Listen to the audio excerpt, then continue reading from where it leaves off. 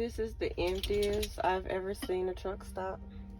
Why, do you ask? Because everybody at home. And I'm stuck here. Well, we're stuck here. Literally stuck.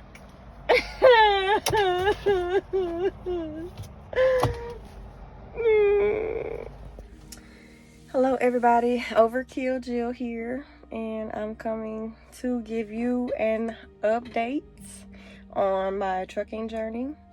It's been 3 months since I've been driving altogether, and 3 months I've been with this great company. I love the company. I'm very happy and very grateful to be with the company.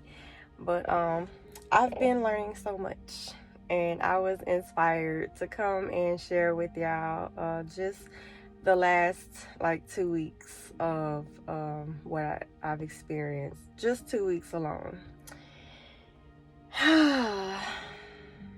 Before I start out, let me just preface this, because I heard somebody say, who was a trucker, I heard them say all the time, well, that's trucking, and I say, okay, well, I guess you kind of have that attitude, you know, when you're trucking, and you know, there's gonna be times where things don't go your way, things don't go as planned, and I understand that, but y'all, sometimes it just happens like back to back.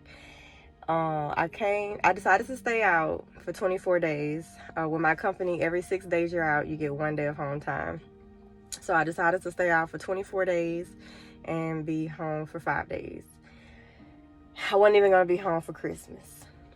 So I went out on a Monday, and I was bobtailed looking for a trailer. Let's just say, to start off my week, I drove 800 miles across 3 states in like 3 days looking for a trailer. Just looking for a trailer. Now, my company has trailers. It's just, I don't know, we have a lot of lost and damaged trailers, a lot of unaccounted for trailers, and a lot of our trailers was in like the Northeast at the time, and I'm in the South, or the Southeast. So that doesn't usually happen a lot, but this time of year it can. So it happened, and I was rolling with the punches with that. And then I finally got a load at the end of that week, and it wasn't, you know, a very heavy duty load. I just had to take it like a couple of 100 miles, and that was on a Friday, and it wasn't due to be dropped off until, or picked up, or like unloaded, whatever, until a Monday. So I didn't want to sit on it for 2 days. I could have been, you know, driving on another load, so I dropped that one. And then I waited 24 hours before I even got another one after that. So it was a very slow week. I was making money due to me driving those miles looking for the trailer, but it's just different when you're just idly driving versus, you know, driving to a destination, and you know, you on a time schedule, and you know what your day is gonna look like, you know what your paycheck gonna look like. So I sat 24 hours. I got paid for that. Every 24 hours you're sitting when you could be driving, you do get paid for that, thank God. So I got that second load, and when I dropped that off, my appointment was scheduled on our end, the company end, for 5:30 a.m. By the time I got to the receiver, their schedule said 5:30 p.m. So I had to sit for 12 hours all day and waited for my appointment time. Mind you, you can't, some of these distribution centers or warehouses, they don't let you just sit there all day. I got away with a good 5 hours, but the security guard came and kicked me out, kicked me off the premises, so I had to go find somewhere else to park while I waited for my appointment. Then after that, got another load. So I was so afraid that I was gonna get another mix-up like that, so I was like, let me call ahead, and because they do give us the contact information for these warehouses and distribution centers. So I did call, and try to just confirm on my own my appointment time. And I wasn't able to reach anybody for this next appointment, and it happened to be on the weekend. So, but I went anyway. That appointment was jacked up. Some lapse in communication, child, on the warehouse, from the warehouse to the planner to the fleet manager to me. But thank God somebody was there, which they're usually not. I would have been SOL on that load too. But somebody was there to give me my paperwork so I can get my trailer and deliver that. Then, after that, I had problems with my truck. So I was down for like a day and a half or whatever. And I got paid for that too. Thank God. Oh, geez. But it was, I mean, in my mind, I was gonna be like racking up the miles. I was gonna be rolling nonstop. It was just gonna be as good as it was before. Like, these are like problems that like I haven't run into like that. It was back to back, and it was like during the holidays, and it was the time when I was away from my kids and my family for like 24, it was gonna be 24 days straight. And I was like, I'm like not gonna have anything to show for it. I'm gonna be gone all this time, and I'm bringing home pennies. So then after I got my truck fixed, I got another load. So I'm like, all right. Then the weekend was like, this was coming up on my second week. I said, all right, we're gonna start the week strong. And I got a good load. It was from Ohio to Dallas, Texas. And when I got to the appointment, y'all, when I went to go pick it up, I got a message in the middle of the night saying that my appointment was moved, and they swapped out my loads. I got a different one, and I didn't see that message.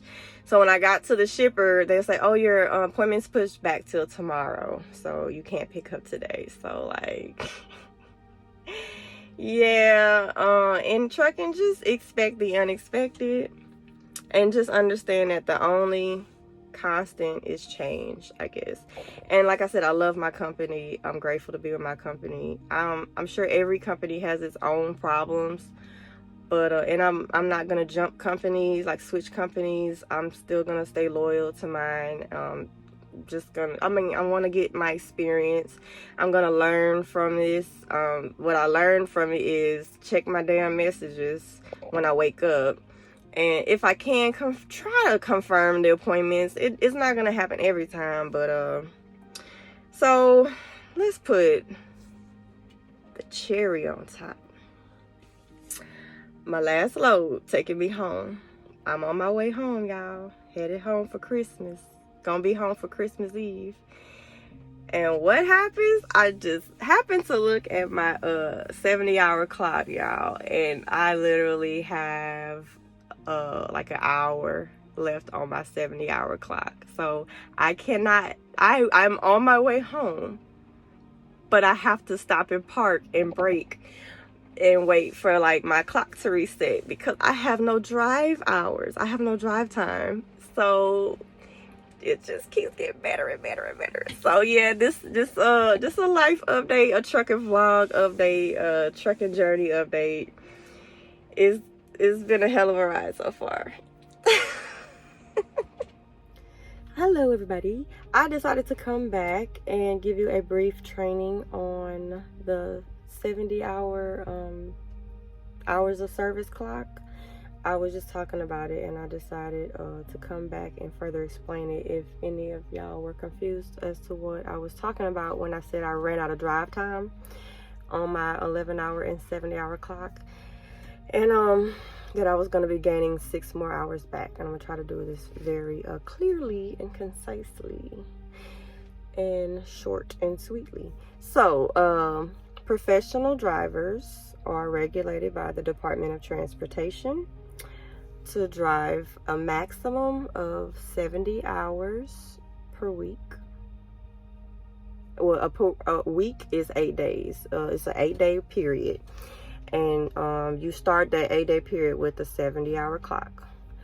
And every day you're allowed a 14-hour workday. So you have a 14-hour clock. And in that 14-hour window, you have your 11 hours of drive time. So that's 11, 12, 13, 14. You got 3 hours just to do other on-duty tasks. You know, that stuff that you would do on duty, but you're not driving. Like fueling your truck, maybe getting your truck serviced, waiting at your shipper or receiver, pre-tripping and post-tripping, stuff like that. So in that 11-hour window, you have a 30-minute break that you have to take after 8 hours of driving. You can't drive over 8 hours without taking a 30-minute break. So you have your 30-minute break, and then you have your 11 hours of drive time, and you have your 14 hours of just your work shift. And at the end of your 14-hour day, you have to take a mandatory 10-hour break. So this resets your clock for the next day, so you can have a fresh 14-hour clock the next day. So you do that, and then if you're still after your 8-day period is up, if you're still on the road, you get hours back from earlier in the week. So that's when like I said, I'm getting 6 hours tomorrow. I'm just gonna show you real quick this little clock. This is my 70-hour clock. That's the 70-hour clock. That's empty. It starts off full. Whenever you start off with a full week, you get a full clock right here. And here's my 14-hour clock. Can you see? And then here's my 11-hour clock for this particular shift, and that was my 30-minute clock. Oh, and then this is the 34-hour reset. Oh yeah, that's an important part right there. 34 hours. So if you maxed out all of your 70 hours, if like it starts off a full clock and then it winds down. So once your clock is empty, you have to take a mandatory 34 hours, 3 consecutive days break to reset your 70-hour clock. So your 10-hour break each day resets your 14-hour clock or your 11-hour clock. And then each week, if you run out of your 70-hour clock, you reset that by taking consecutive 34 hours. So that's the Department of Transportation hours of service training you just received. So it's not complicated once you start doing it. And then the clock is right here, like it just shows you. So all throughout the day, I just monitor that. And so luckily I didn't even know that I was about to be out until I just happened to look over here. And so if I would have kept driving, and if I wouldn't have looked at that clock and I would have just kept driving, if I would have gotten pulled over by a DOT, a Department of Transportation police officer, he would have looked at my logs, my driving logs. He would have put me out of service and probably would have gave me a ticket because I would have been in driving violation. So that's good to know. So I just wanted to come back and re-emphasize that in case y'all didn't know.